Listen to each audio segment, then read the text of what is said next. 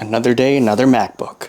What is going on, everybody? My name's Earl here, and today what I have here is a 2012 mid base model MacBook Pro 13-inch. What did I say it so weirdly? This is gonna be an interesting project for a couple of reasons. One is that this is actually not gonna be mine anymore. I had way too much MacBooks, and I realized that later on, so I decided to just give them to a couple of people who are in need of them more than I do. And this is one of those perfect candidates where it's also a perfect reason why I need to make this video, is because 2012 MacBooks are still perfectly usable even in today's world, which is insane. I mean, it's 2024, approaching 2025, and it's like one of the craziest things is the fact that this is still a very valuable solution for under 150 bucks. And honestly, you could probably even find it even cheaper than that. But what this is right now is a base model. So it has a i5, 4 gigs of RAM, and a hard drive. And that hard drive is actually the only limiting reason for this, as well as the 4 gigs. I'm gonna have to find extra RAM for that because I don't think I have anything. But what I have is a solid state drive that I got from Micro Center here. And this is 256. I got this for about 25 bucks. Pretty easy to install, and we're gonna work on that right now. So I've actually had this for quite some time now. I'm just gonna show you guys the specs actually when this boots up. But this doesn't really have any issues. I've had this in storage for quite some time, and it actually is running Big Sur using Open Core Legacy Patcher, because I feel like Sonoma on these dual core machines are just not cutting it anymore. Well, I still have my 15-inch 2012 model MacBook Pro, and that one is still plenty fast for Sonoma, now Sequoia, but it's just, this one is just not, in my opinion, the HD 4000 graphics is just not cutting it anymore. So now we are booting up. I believe the password is 123456. Very, very tough password. Well, bang. Well, no, it's running a hard drive. It's pretty slow. All right, so you can see it has a 2.5 gigahertz Core i5, which is the base model for 2012. And nope, looks like we have an update from Open Core. We're gonna deal with that later. It also has 4 gigabytes of RAM, and I think that should be 1600 megahertz, not 1333. So it's not in its best shape or form. Let's see here, storage. Nope, that's not even stock. So I believe at some point I probably just use this computer for nothing more than a test bench. It's been a while. And normally when it comes to videos, I like to do a lot of hardware swapping. So I just don't buy anything new, like new SSDs and whatnot like this, because I don't want to spend too much money on these videos, because I don't really make that much money from them yet, at least hopefully in the future. But at this moment in time, I can't really afford that. It has about 422 cycles and about 5200 milliamps. So I think this is plenty good for a good while.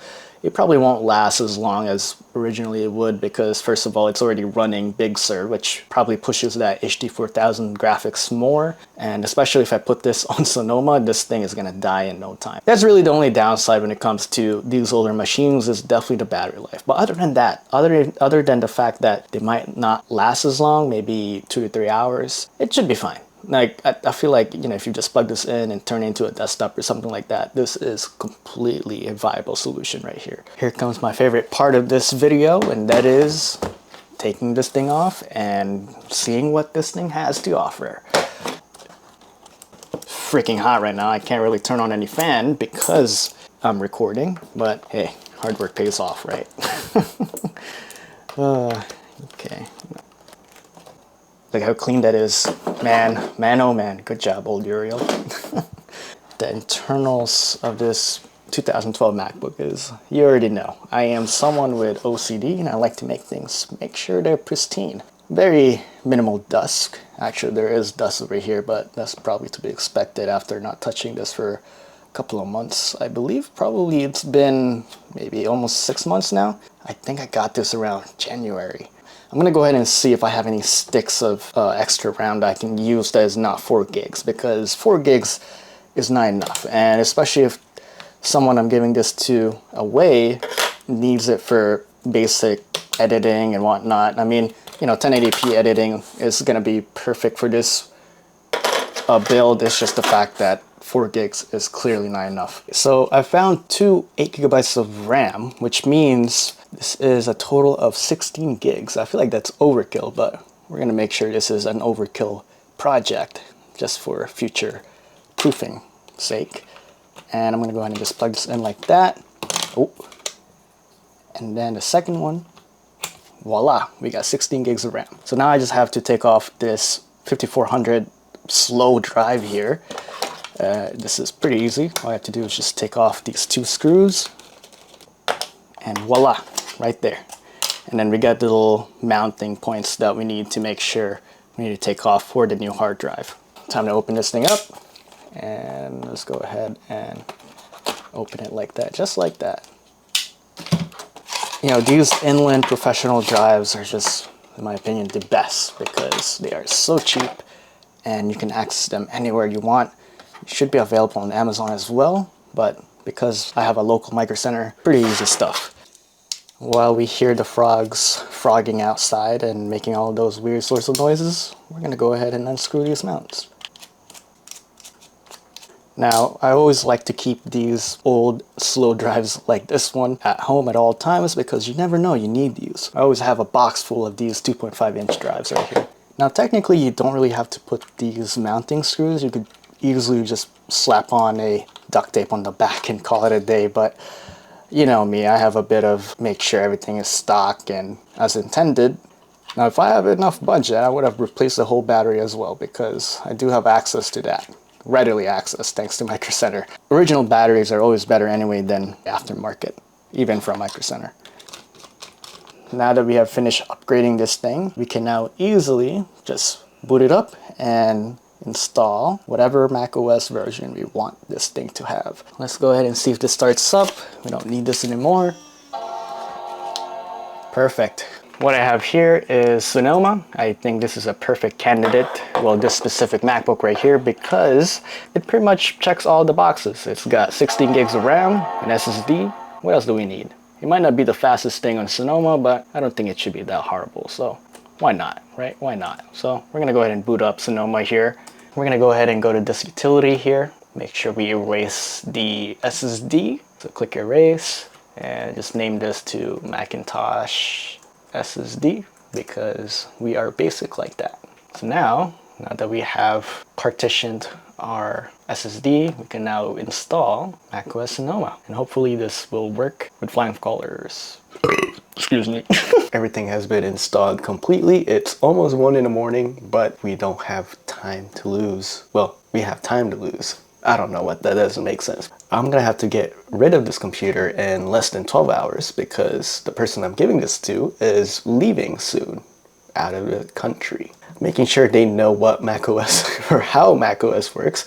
A great start would be to start with Google Chrome because Google Chrome is the most universal web browser that you can think of, or yeah, web browsing. It is a web browser, right? Going to the specs here. So we got 16 gigs of RAM and it's running Sonoma 14.1.2, which is on the outdated side of things, but we could always remedy that by upgrading this after this video. We have 256 gigs of storage. Let's go ahead and check the battery actually because I just want to double check if it is still in good condition. Yep, it says it's in normal condition, so that means it's perfect and it's also fully charged, which means it's working properly. Now, this is surprisingly zippy, which I am very impressed by. I'm trying to remember if I really changed the thermal paste on this computer, which I probably did. You can see how snappy it is. It's not fast. I mean, it takes a few seconds to load, but you can see it's really not that bad, which I am very impressed by.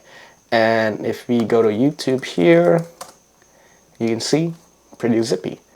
You zoom in, zoom out, it's pretty usable. Plenty usable actually, which I'm very surprised by. What is going on, everybody? My name's Earl here, and it has been quite some time since I've uploaded. You know, you can see how this is very usable in today's world, which I am very impressed by. We can go up to 4K. That's probably when this thing starts to struggle, but I mean, this is a 1280 by 800 display, so it's not really something I would even consider to begin with. Overall, this is not a bad computer, especially for someone who just needs to browse the internet, which I am 100% certain that this is going to be used for. The only thing I'm really concerned of is the fact that this is running OpenCore Legacy Patcher, which means occasionally it would need some updates.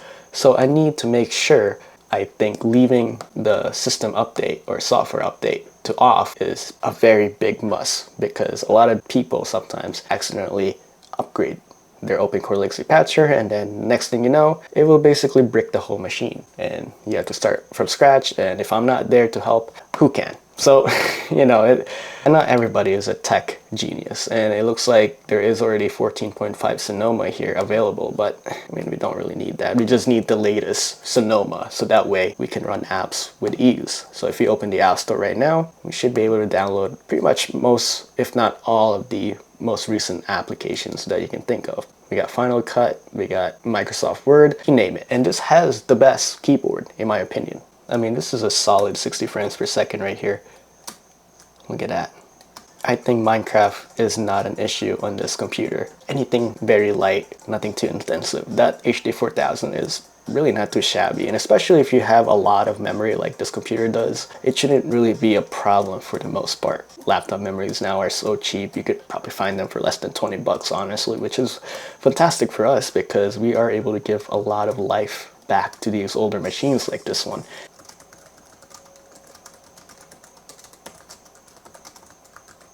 I think so far from my understanding on this video is that this has and still is one of the best keyboards I've ever felt on a laptop. Not a lot of travel, but it's a perfect blend of all of those. You'd be surprised to see that Apple actually made this 2012, this exact unibody from 2012 all the way to 2016, which is insane. And that also means that this is the most popular MacBook ever, because they've made this for straight consecutive years, and that just means there's a lot of parts readily available for these computers, and that's also a great thing. That's great for the environment, great for you. This computer does not really have anything outstanding. I mean, it does have USB 3.0s, like an SD card, 7 hours of battery life, which I doubt this exact computer has anymore, but regardless of that, all of those promises in the past about the capabilities of this MacBook, it is still a wonderful machine. In my honest opinion, I feel like this is one of the best bang for your buck computers even today. I mean, if you compare this to a cheap Chromebook, the quality, the build quality, everything is still one of the best. I mean, it's solid as a rock. You cannot find any MacBooks or any laptops of this caliber for 100 bucks, 150 bucks. Anyway, I think that's gonna do it for this video. This video is just more about me messing around with this computer.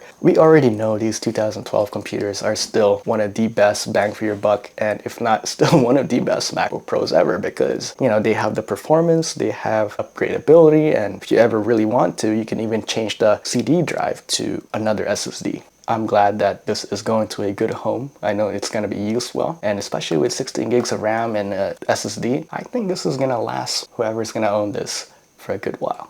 This is definitely going to be helpful for someone. Anyway, it's 1 in the morning. I think I should probably end this video. I hope you guys enjoyed this video. Don't forget to leave a like, comment, and subscribe. I'll see you guys later. I'm gonna go ahead and shut this down now.